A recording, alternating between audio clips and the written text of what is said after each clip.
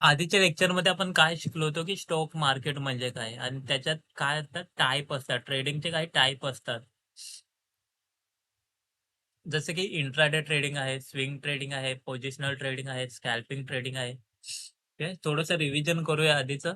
First आपण लेक्चरमध्ये समजलो की स्टॉक मार्केट म्हणजे काय, त्याच्यात जे ट्रेडिंगचे काही प्रकार आहेत. जसे फर्स्ट आहे इंट्राडे ट्रेडिंग. ह्याच्यामध्ये आपण काय करतोय, सेम डे बाय आणि सेल करतो. जर तुम्ही आज बाय केलं असेल तर आजच्याच दिवशी सेल करता. इंट्राडे ट्रेडिंग घेण्यासाठी आपल्याला लिव्हरेज मिळतं. मीन्स जर तुमच्याकडे कमी पैसे असतील तर इथे तुम्ही ट्रेडिंग करू शकता. लिव्हरेज मीन्स काय, जेव्हा तुम्ही लॉंग टर्म साठी बाय करता, स्विंग स्विंग ट्रेडिंगसाठी, पोझिशनल ट्रेडिंगसाठी, इथे जर तुम्हाला कॅशमध्ये जेवढं शेअरची प्राइस आहे तेवढेच इथे आपल्याला पेमेंट करावं लागतं. पण इंट्राडे मध्ये काय, जेव्हा पण आपण ट्रेडिंग करतोय, जर शेअरची प्राइस असेल ₹50, तर आपल्याला काय होतंय, तो एक शेअर आपल्याला ₹10 मध्ये मिळतोय. ठीक आहे. इंट्राडे मध्ये आपल्याला लिव्हरेज मिळतंय. एखाद्या शेअरची प्राइस ₹50 असेल, तर तीच आपल्याला ₹10 मध्ये मिळते. जसं की 10 शेअरचे टोटल समजा, एखाद्या शेअर जर तुम्ही एखादा 10 शेअर क्वांटिटी घेतली, त्याचं प्राइस होत असेल 5000 होत असेल, 5000 होत असेल स्विंग ट्रेडिंग आणि पोझिशनल ट्रेडिंगसाठी. तर तेच आपल्याला इंट्राडेमध्ये फक्त ₹1000 मिळतात. त्यामुळे त्याला इंट्राडे म्हणतात. इंट्राडे मीन्स काय, एकाच दिवशी आपण बाय आणि सेल करतोय. सेम स्कॅल्पिंगसाठी पण सेम आहे तसंच. तुम्हाला कमी पैशात मिळून जातात बाय करण्यासाठी. आणि तेच जर तुम्हाला इन्व्हेस्टमेंट करायची असेल, लाँग टर्मसाठी ठेवायचं आहे, जसं की आपण जमीन घेतोय, प्लॉट घेतोय, फ्लॅट घेतोय, त्यासाठी जसं आपण कॅशमध्ये पेमेंट करतोय, त्याच प्रकारे आपण स्विंग ट्रेडिंगसाठी आणि पोझिशनल ट्रेडिंगसाठी पूर्ण पैसे, पूर्ण अमाउंट पे करतोय.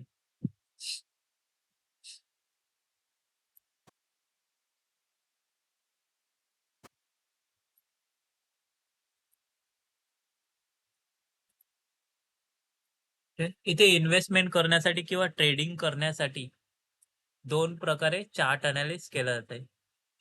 हे स्टॉकचं अनालिसिस केलं जातंय 2 प्रकारे. फर्स्ट आहे चार्ट अनालिसिस आणि सेकंड आहे फंडामेंटल अनालिसिस.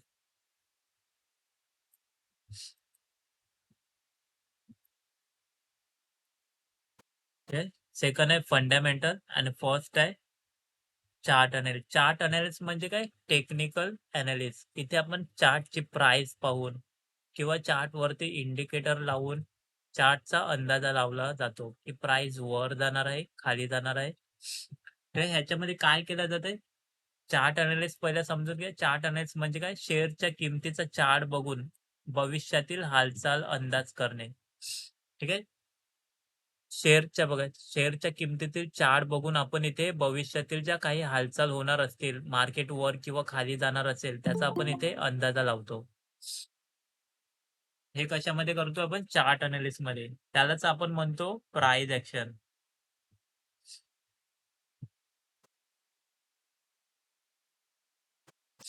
जसं की प्राइस एक्शन आपल्याकडे ई-बुक वगैरे सर्व अवेलेबल आहे. स्टडी मटेरियल अवेलेबल आहे. ज्यांना हवं असेल त्यांना 5 ई-बुक मिळतील फक्त ₹150 मध्ये.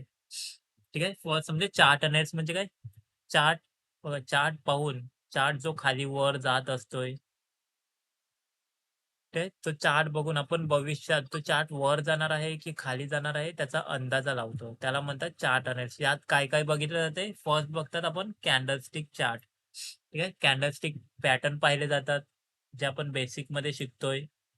त्याच्यानंतर ट्रेंड बघितले जातात मार्केटचे. मार्केटचे ट्रेंड किती 3 टाइपचे आहेत, ते आपण पुढे बघणार आहोत लेक्चरमध्ये. त्याच्यानंतर आहे सपोर्ट आणि रेसिस्टन्स आहे. सपोर्ट, रेसिस्टन्स कशाला म्हणतात, ते आयडेंटिफाय कसे करायचे, ड्रॉ कसे करायचे, हे सर्व आपण पुढे लेक्चरमध्ये बघणारच आहोत. ते त्याच्यानंतर आहे व्हॉल्यूम. ज्यावेळी बाय आणि सेल केलं जाते, ते किती क्वांटिटीमध्ये बाय केलं आहे किंवा किती क्वांटिटीमध्ये सेल केलं आहे, हे कशाद्वारे बघितलं जाते? व्हॉल्यूमद्वारे. त्याच्यानंतर आहे इंडिकेटर. इंडिकेटरमध्ये काय, आर-एस-आय आहे, मॅकडी आहे, मूव्हिंग एव्हरेज, असे वेगवेगळे इंडिकेटर आपण चार्टवरती लावतो आणि त्याच्या सहाय्याने आपण अंदाजा घेतो की मार्केट वर किंवा खाली जाणार आहे. जसं की जर एखादा शेअर वारंवार 100 रुपयावरून वर जात असेल, एखादा शेअर वारंवार 100च्या प्राइस वरून वर जात असेल आणि जर तो 120 वरून डाउन साइडने येत असेल, 100 रुपयाच्या प्राइस वरून मार्केट काय 100 रुपयाच्या प्राइस वरून वारंवार खालून वर जात असेल आणि तो वारंवार 120 रुपयाच्या प्राइस वरून डाउन साइडने येत असेल, तर जिथून मार्केट वारंवार वर जात आहे त्याला आपण म्हणतो सपोर्ट. ज्या प्राइस लेव्हलवरून वारंवार मार्केट अपसाइडने वर जात आहे त्याला आपण म्हणतो सपोर्ट म्हणतोय. ठीक आहे. हे मी चार्टवर सुद्धा शिकवणार आहे तुम्हाला. मार्केट जिथून वारंवार डाउन साइडने खाली येत आहे. मार्केट डाउन साइडने येतंय वारंवार एकाच पर्टिक्युलर लेव्हलवरून वारंवार मार्केट जेव्हा डाउन साइडने येतंय त्याला आपण म्हणतो रेसिस्टन्स. ठीक आहे. सपोर्ट मीन्स काय एखादा सपोर्ट घेऊन आपण जसं की सपोर्ट घेतो, उभं राहतो, खुर्चीवर बसतो त्याला काय म्हणतो खुर्चीचा सपोर्ट घेतोय. हे आपला जो पाय असतो जेव्हा पण एखादी बिल्डिंग तयार केली जाते तेव्हा पहिल्यांदा काय केलं बेस तयार केला जातो ज्याला आपण पाया म्हणतोय. मीन्स त्याला आपण इथे काय म्हणतोय ट्रेडिंग मध्ये त्याला आपण सपोर्ट म्हणतोय. हे या लेक्चरचं तुम्हाला रेकॉर्डिंग सुद्धा मिळणार आहे YouTube साठी. चार्ट अनालिसिस म्हणजे काय?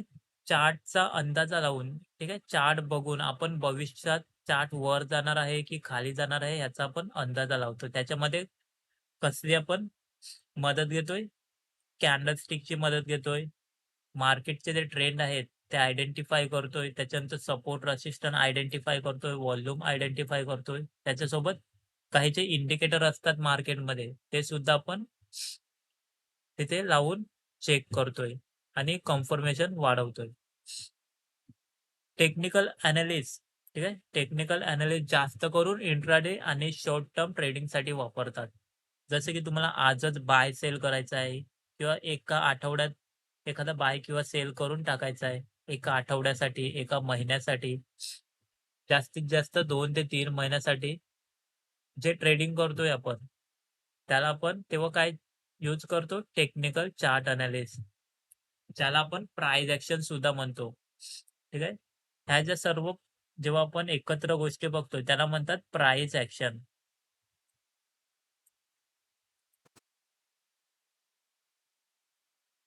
हा झाला फर्स्ट टाइप झाला. हे इन्व्हेस्टमेंट करण्याचा किंवा ट्रेडिंग करण्यासाठी 2 टाइप आहेत. फर्स्ट आहे टेक्निकल एनालिसिस, सेकंड आहे फंडामेंटल चार्ट एनालिसिस.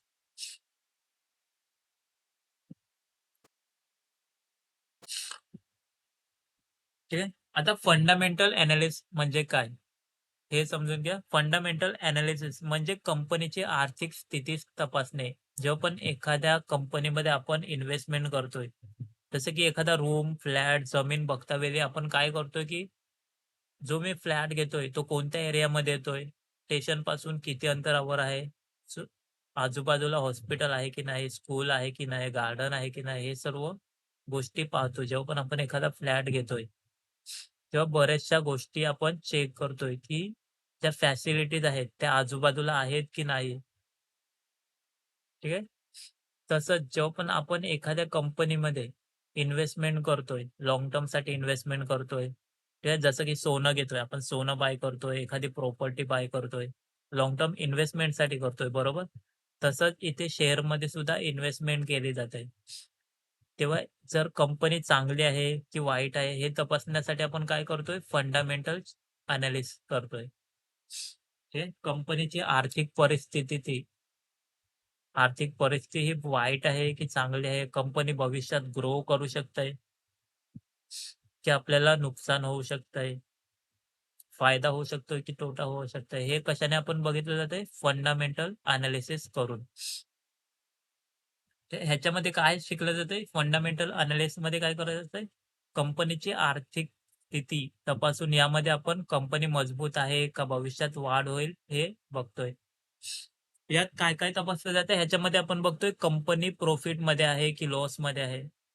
हे कंपनीचा जो सेल्स आहे हा ग्रोथ होय, सेल वाढतंय की सेलिंग वर्षानुवर्ष कमी होत आहे हे चेक केलं जात आहे.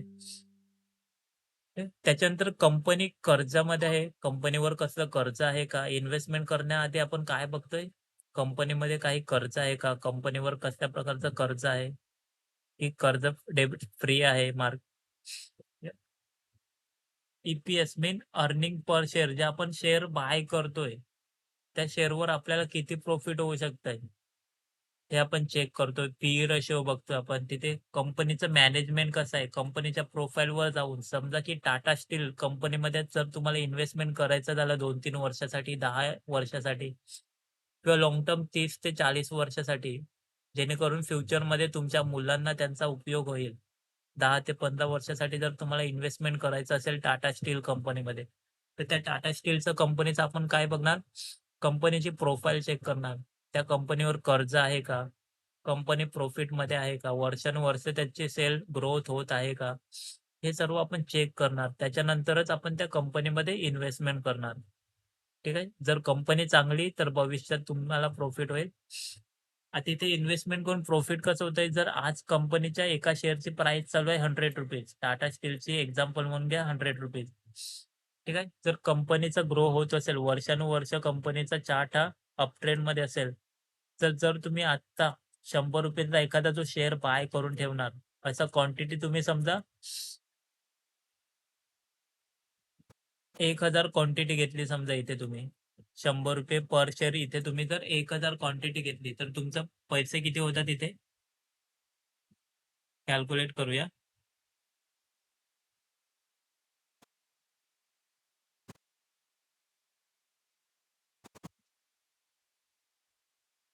ते ₹1,00,000 ची तुमची इन्व्हेस्टमेंट होईल. तिथे 2026 मध्ये समजा तुम्ही ₹1,00,000 इन्व्हेस्टमेंट केले.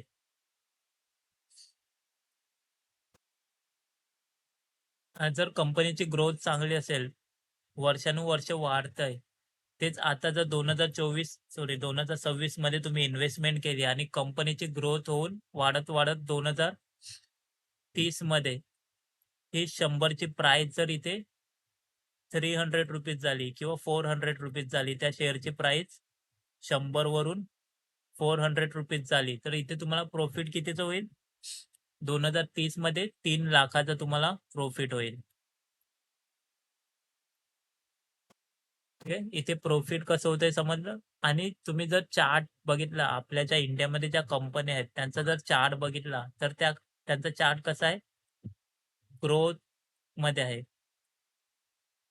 वर जाताना दिसेल. जर तुम्ही वर्षानुवर्ष 2-2, 4-4 वर्षाचा चार्ट बघितला, तर चांगल्या-चांगल्या कंपन्या आहेत. XYZ कंपन्या आहेत. इथे मी डायरेक्ट, इनडायरेक्ट नाव नाही घेऊ शकत. पण तुम्ही आपल्या इंडियामधील बऱ्याचशा अशा कंपन्या आहेत चांगल्या-चांगल्या, ज्यांचा चार्ट हा वर्षानुवर्ष वाढत जातोय. ठीक आहे. जर तुम्ही इथे 10,000 1000 क्वांटिटी घेतली ₹100 प्राईसने जर 2026 मध्ये, तीच जर 2030 मध्ये मार्केट प्राइस 100 ची इथून 400-500 झाली, तर इथे तुम्हाला तेवढाच फायदा होतोय. म्हणजे ह्याला काय म्हणतात फंडामेंटल चार्ट अनालिसिस. इथे आपण काय बघतोय, की कंपनी कशी आहे, कंपनीची प्रोफाईल चेक करतोय. जर तुम्हाला लाँग टर्म इन्व्हेस्टमेंट करायची असेल, त्यासाठी आपण इथे काय बघतोय, कंपनीची प्रोफाईल बघतोय. कंपनीचा सेल कसा आहे, वाढत चालला आहे की कमी होतोय? कंपनी कर्जामध्ये आहे का, की डेब्ट फ्री आहे? कंपनीचं मॅनेजमेंट कसं आहे? जे कंपनीचे वर्कर आहेत, ते काम आणि कंपनीचं मॅनेजमेंट कसं आहे? ठीक आहे. ते सर्व आपल्याला एक प्रोफाईल येतंय. Googleवर शीट येतात. त्या रीड कशा करायच्या हे आपण ॲडव्हान्समध्ये शिकणार आहोत. ते जर कंपनी सतत नफा कमवत असेल, कर्ज कमी असेल आणि वाढ होत असेल, तर ती कंपनी लाँग टर्मसाठी चांगली मानली जाते. ठीक आहे. जर कंपनी सतत नफा कमवत असेल, कर्ज कमी असेल आणि कंपनीची ग्रोथ होत असेल, तर ती कंपनी लाँग टर्मसाठी चांगली मानली जाते. फंडामेंटल चार्ट आणि फंडामेंटल अॅनालिस्ट जास्त करून लाँग टर्म इन्व्हेस्टमेंटसाठी वापरतात.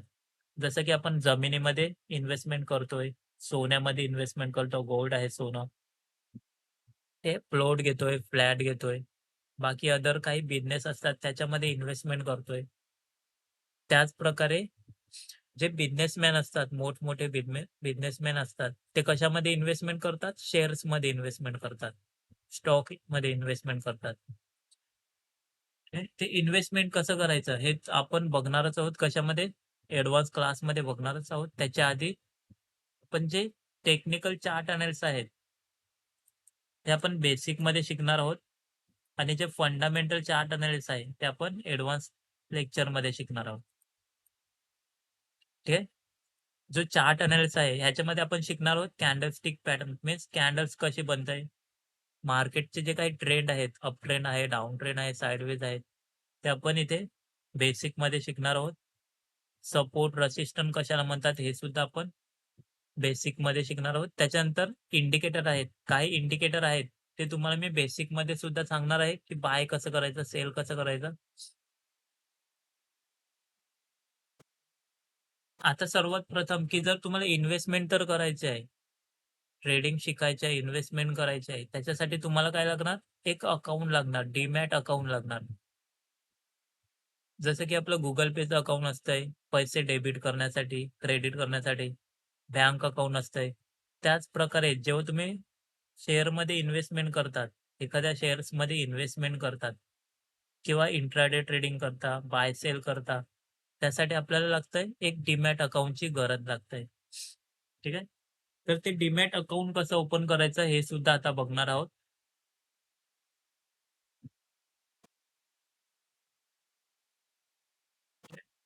WhatsApp ग्रुपवरती मी सर्वांना एक मेसेज पाठवला आहे. इथे बघा, फर्स्ट आहे फॉरेक्स मार्केट अकाउंट, त्याच्यानंतर आहे इंडियन मार्केट डीमॅट अकाउंट म्हणजे ज्यामध्ये तुम्ही इन्व्हेस्टमेंट करणार आहात किंवा तुम्ही ट्रेडिंग करणार आहात. जो काही ब्रोकर असणार आहे आपला, तो कुठला असणार आहे? इनरिच मनीचा.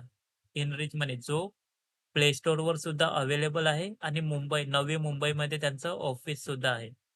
ठीक आहे. तुम्ही ऑफलाईन सुद्धा त्या ऑफिसला जाऊन व्हिजिट करू शकता किंवा ऑनलाईन तुम्ही इथे माझ्यासोबत अकाउंट ओपन करू शकता. ठीक आहे. महाराष्ट्रामध्ये खूप ब्रँचेस सुद्धा आहे त्यांच्या इनरिच मनीच्या. प्ले स्टोअरवर सुद्धा ॲप्लिकेशन अवेलेबल आहे. काय करायचं आहे WhatsAppच्या ग्रुपवरून लिंक ओपन करायची आहे. ते जे काही तुमचं डीमॅट अकाउंट आहे, ते काय असणार आहे? फ्रीमध्ये ओपन होणार आहे. जे डीमॅट अकाउंट आहे तुमचं ते फ्रीमध्ये ओपन होणार आहे.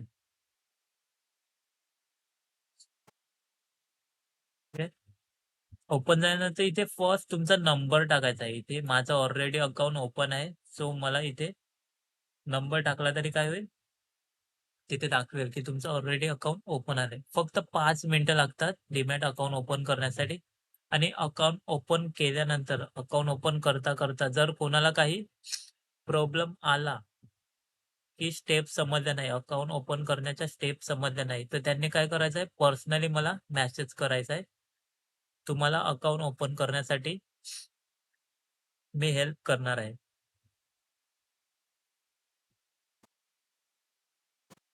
ठीक आहे. ज्यांना अकाउंट ओपन करण्यासाठी काही प्रॉब्लेम येतील त्यांनी मला पर्सनली मेसेज करायचा आहे. त्यात तुम्ही इंडियामधील कोणत्याही शेअर्समध्ये इन्व्हेस्टमेंट करू शकता. इंडियामध्ये जेवढ्या त्या कंपनी लिस्टेड आहेत, NSE आणि BSE ह्या एक्सचेंजवर ज्या कंपनी लिस्टेड आहेत, त्यात तुम्ही बाय आणि सेल करू शकता. लाँग टर्मसाठी इन्व्हेस्टमेंट करू शकता. सोबत तुम्ही म्युच्युअल फंडमध्ये सुद्धा इथे इन्व्हेस्टमेंट करू शकता. ह्या ॲप्लिकेशनमध्ये तुम्ही म्युच्युअल फंडमध्ये सुद्धा इन्व्हेस्टमेंट करू शकता. इंट्राडे ट्रेडिंग सुद्धा करू शकता. लाँग टर्म इन्व्हेस्टमेंट सुद्धा करू शकता. सोबत ऑप्शन ट्रेडिंग सुद्धा करू शकता. आता ऑप्शन ट्रेडिंग म्हणजे काय हे सुद्धा बघूया.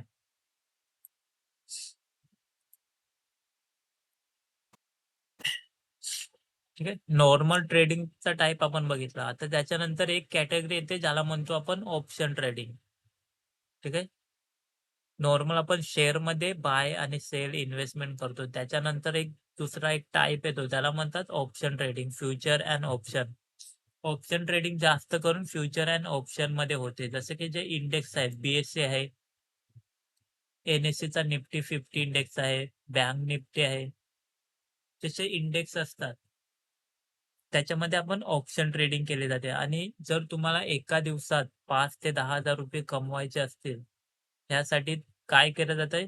इन्व्हेस्टमेंट सॉरी ऑप्शन ट्रेडिंग केली जाते. जसं की आपण फक्त ऑप्शन ट्रेडिंगमध्ये सुरुवातीला प्रॉफिट बघतोय 5,000, 10,000, 2,000, 1,000. कमी जास्त प्रॉफिट बघतोय. जसं ह्यामध्ये ऑप्शनमध्ये प्रॉफिट होत आहे, त्याच प्रकारे लॉस सुद्धा होत आहे. जेवढा आपण प्रॉफिट इथे प्रॉफिटचा अंदाजा लावतो, त्याच प्रकारे इथे लॉस सुद्धा होत आहे. तर मार्केट आपल्या ऑपोझिट आला, मार्केट जर ऑप्शन ट्रेडिंगमध्ये इथे तुम्ही समजा बाय केलं असेल, तर तुमचं इथे प्रीमियम 10 वरून ₹100 पर्यंत सुद्धा जाऊ शकतंय आणि ते 10चं झिरो सुद्धा होऊ शकतंय. ठीक आहे. ऑप्शन ट्रेडिंग म्हणजे काय? हे थोडक्यात जाणून घेऊया आधी. ऑप्शन म्हणजे असा कॉन्ट्रॅक्ट ज्यामुळे तुम्हाला एखादा शेअर किंवा इंडेक्स ठराविक भावाने खरेदी किंवा विक्री करण्याचा हक्क मिळतो. ठीक आहे. जसं की समजा एखादा शेअर असेल किंवा एखादा इंडेक्स असेल ₹5000 चा.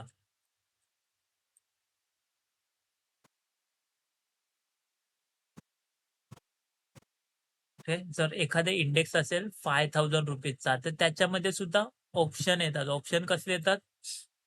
की मार्केट जो इंडेक्स आपण बघतोय, तो इंडेक्स वर जाईल की खाली जाईल. जर वर गेला तर तिथे प्रीमियम येतात. चार्टमध्ये प्रीमियम दिसतात. एक साइडने कॉल दाखवतात, एक साइडने पुट दाखवतात. ठीक आहे. प्रीमियममध्ये काय येतात? ₹10-20 पासून सुरू होतात. काही ₹50 पासून, काही 200, 300, 400, 500 अच्छा त्या प्रीमियमचे ते तुम्हाला मी चार्टवरती एक्सप्लेन करणार. फक्त आता एवढं समजून घ्या, ऑप्शनमध्ये आपल्याला जो इंडेक्सची पूर्ण जी प्राइस दाखवली असते, जसे की 5,000, 10,000 जे पण ऑप्शन आपण बाय करतोय, तेव्हा आपण ती पूर्ण अमाउंट तिथे आपण पे करत नाही. हे त्याचा फक्त काहीसा हिस्सा 5,000 चा तो काहीसा थोडका हिस्सा असतोय. तो तिथे आपण बाय आणि सेल करतोय. ते तुम्हाला मी एक्झाम्पल म्हणून चार्टवरती दाखवेल. नेक्स्ट लेक्चरमध्ये ऑप्शन ट्रेडिंगसाठी मी तुम्हाला चार्टवरती दाखवेल, की कसे प्रीमियम असतात. तिथे पूर्ण आपल्याला पैसे पे करावे लागत नाही आणि ऑप्शन ट्रेडिंगमध्ये प्रॉफिट सुद्धा खूप होतंय. त्याच प्रकारे लॉस सुद्धा होतो. ठीक आहे. तर प्रॉपर तुम्ही जर चार्ट एनालिसिस करायला शिकले, तर तुम्ही ऑप्शन ट्रेडिंगमध्ये प्रॉफिट कमावू शकता. पण इथे जर तुम्ही चार्ट एनालिसिस करायला नाही शिकले, काहीच जर तुम्ही एज्युकेशन घेतलं नाही, विदाऊट एज्युकेशन तुम्ही जर ऑप्शन ट्रेडिंग केली, तर इथे तुमचा लॉस होणं फिक्स आहे. ठीक आहे. ऑप्शन ट्रेडिंग करण्याआधी आपल्याला काय करायचं आहे? नॉर्मल स्टॉकमध्ये intraday, swing trading, scalping trading ह्या टाइपची प्रॅक्टिस करायची आहे. ऑप्शन ट्रेडिंगचे सुद्धा 2 प्रकार येतात. फर्स्ट आहे कॉल ऑप्शन ज्याला आपण सीई म्हणतो. सेकंड आहे पुट ऑप्शन ज्याला आपण पीई म्हणतो. ऑप्शन ट्रेडिंगचे सुद्धा 2 प्रकार कोणते? कॉल ऑप्शन, सेकंड आहे पुट ऑप्शन. जसं की तुम्हाला म्हटलं, की एखादा इंडेक्स असतो तिथे आपल्याला पूर्ण त्याचा पैसे पे करावे लागत नाही. समजा निफ्टी 50 आता 20,000 वर चालू आहे. तुम्हाला वाटलं तो 500 पर्यंत जाईल. 20,500 पर्यंत मार्केट जाईल. तर तुम्ही तिथे काय करतात? 20,000 सी बाय करतात. जो जी स्ट्राईक प्राईस असते 20,000 ची सीईची स्ट्राईक प्राईस इथे तुम्ही खरेदी करता. फक्त एवढंच समजूया, की जेव्हा तुम्ही बाय करता, एखादा प्रीमियम बाय करता, तेव्हा आपण सीई बाय करतोय. जेव्हा एखादा प्रीमियम आपण बाय करतोय, तेव्हा आपण सीई बाय करतोय. जेव्हा तुम्हाला वाटतंय, की मार्केट डाउन साइडने येणार आहे, जेव्हा वाटतंय, की मार्केट निफ्टी 50 20,000 वरून 90,500 पर्यंत येईल. मीन्स इथे तुम्ही पीई बाय करता, पुट ऑप्शन बाय करता. ठीक आहे. मार्केटमध्ये जेव्हा पण तुम्हाला वाटतं, की मार्केट आता वर जाणार आहे, तेव्हा आपण कॉल ऑप्शन बाय करतो. जेव्हा तुम्हाला वाटतंय मार्केट डाउन साइडने येणार आहे, तेव्हा आपण पुट ऑप्शन इथे बाय करतोय. ऑप्शन ट्रेडिंगमध्ये खूप सारं प्रॉफिट होतंय. त्याचप्रकारे जर रिस्क मॅनेजमेंट, मनी मॅनेजमेंट नसेल, तर इथे तोटा सुद्धा तेवढाच होतोय. नुकसान सुद्धा खूप होतंय. ठीक आहे. हे आपण ऑप्शन ट्रेडिंग आपण ॲडव्हान्स क्लासमध्ये बघणार आहोत. सध्यापुरतं आपल्याला बघायचं आहे स्टॉक मार्केट म्हणजे काय? त्याच्यात जे चार्ट आहे, तो चार्ट रीड कसा करायचा? ऑर्डर कशा प्लेस करायच्या? हे आपण या 6 दिवसाच्या बेसिक क्लासमध्ये शिकणार आहोत. त्याच्यानंतर ॲडव्हान्स क्लास असणार आहे. त्याच्यामध्ये ऑप्शन ट्रेडिंग कशी करायची? फंडामेंटल चार्ट एनालिसिस कसं करायचं? लाँग टर्म इन्व्हेस्टमेंटसाठी स्टॉक सिलेक्शन कसं करायचं? हे सर्व आपण बघणार आहोत. ठीक आहे. भेटूया आपण नेक्स्ट लेक्चरमध्ये. सर्वांनी आपला अकाउंट ओपन करायचा आहे, डीमॅट अकाउंट, जेणेकरून तुम्ही लॉंग टर्मसाठी शेअरमध्ये इन्व्हेस्टमेंट करू शकाल, डेली तुम्ही ट्रेडिंग करू शकाल.